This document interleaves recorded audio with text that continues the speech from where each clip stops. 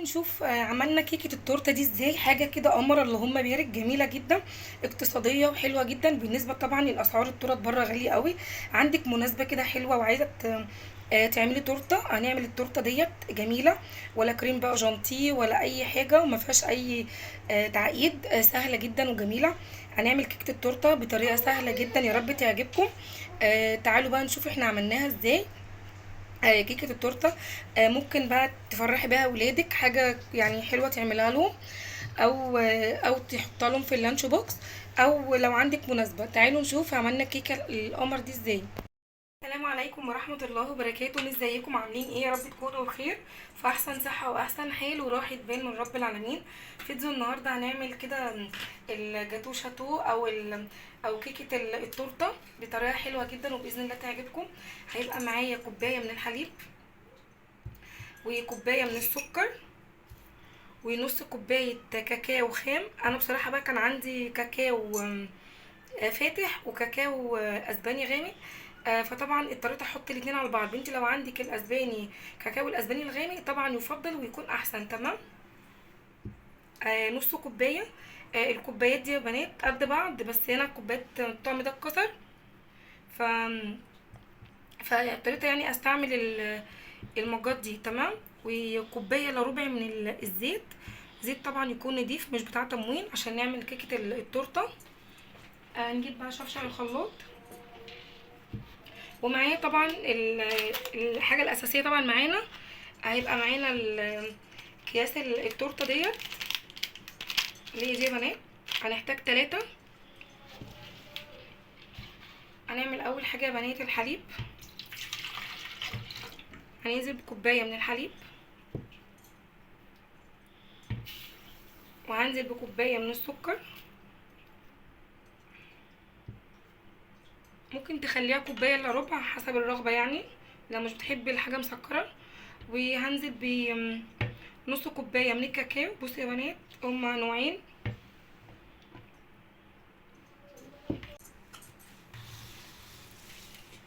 كيسين من الكيك.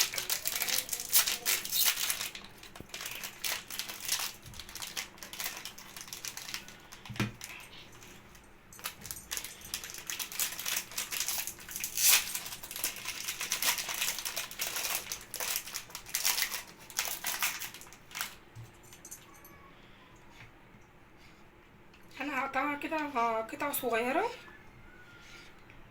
عشان تبقى سهله في الضرب معايا في الخلاط. تمام. هحط برضو واحده كمان.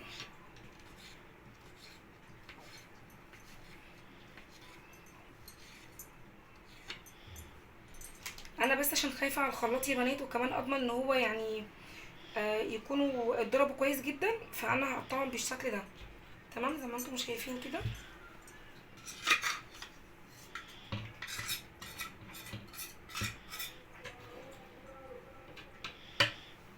وهنزل بكوبايه الا ربع كده، او الا معلقتين كده 3 من الزيت.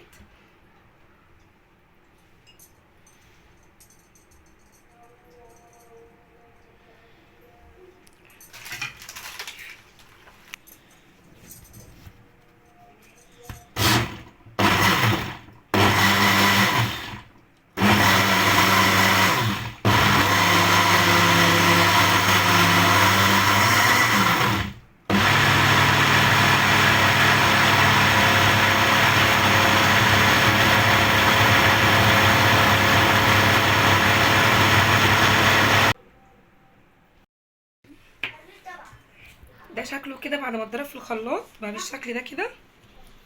هاخد منه بقى حوالي كده كوبايه او طبق، عشان ده يبقى التزيين بتاعنا كده للكيكه بتاعتنا.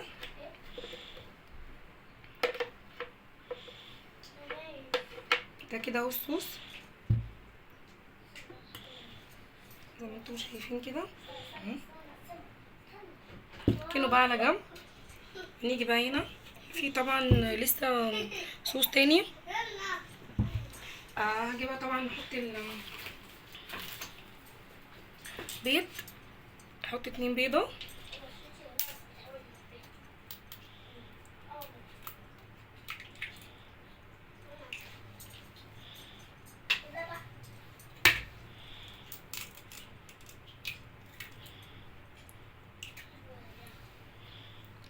حطيت كده بيضتين. طبعا طالما حطينا بيض لازم نحط فانيليا، ظرف كده من الفانيليا.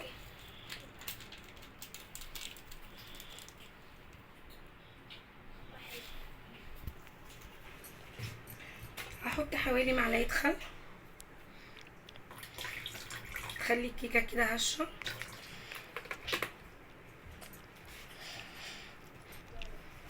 والكيكه دي طبعا للتزيين هشيلها دلوقتي بعد ما الكيكه تخرج من الفرن.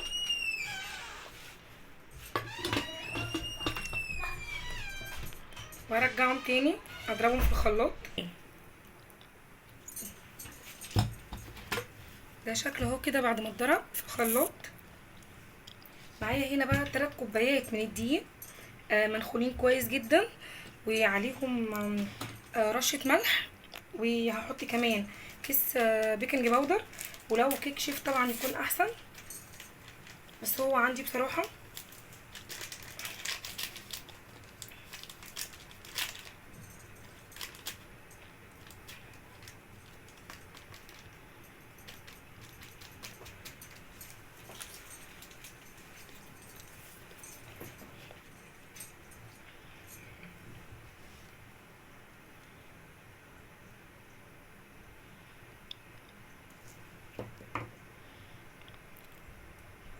انا يا بنات لو احتجت خليط تاني من الصوص دوت، بدل ما احط حليب هحط ميه وهضربه تاني مكاني الخلاط. تمام.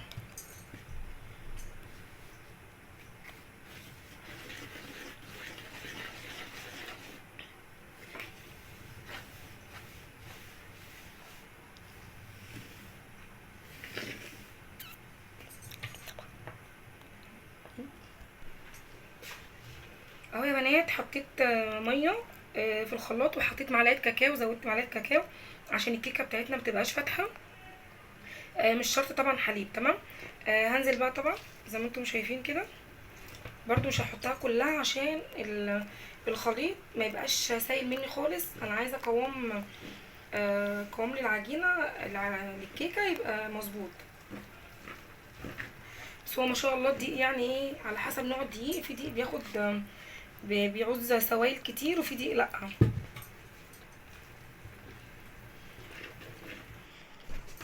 كده اهو شكلها العجينه.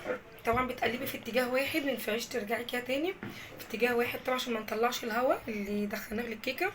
تمام. وادي يبقى ايه القوام بتاعها كده اهوت، ولا تقيل ولا خفيف. تمام. معايا بقى الصينيه كبيره ودهنتها زيت، وهنزل بقى بالخليط بتاعنا.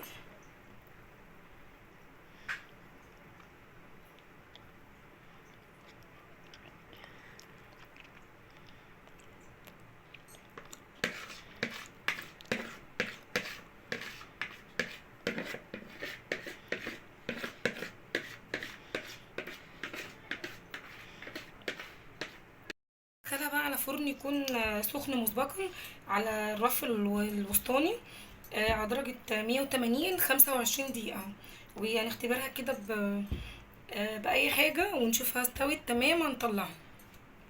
شكل الكيكة بتاعتنا بعد ما خرجت من الفرن قعدت 25 دقيقة، واختبرتها لقيتها استوت الحمد لله. نجيب بقى طبق التزيين اللي احنا شلناه أول ما بدأنا نعمل الكيكة. هنبدأ بقى نزين بيها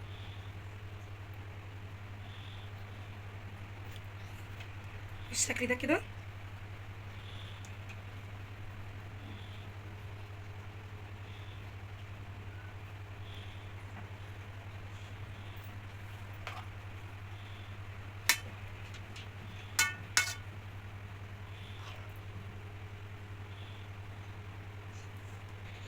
جربوها بإذن الله ده تعجبكم.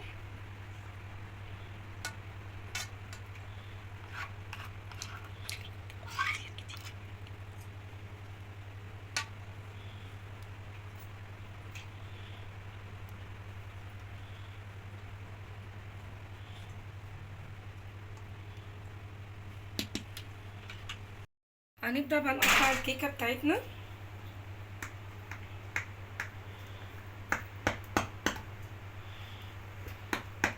هي بس عشان الشوكولاتة ما شاء الله كتير، وهي لسه كمان سخنة، ف التقطيع مكانه مش واضح.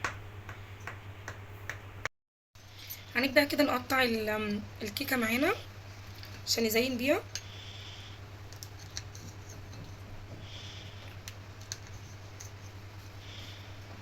انا جبت 3، 2 استعملتهم لل... للكيك، لخليط الكيك، وسبت واحدة للتزيين. تمام.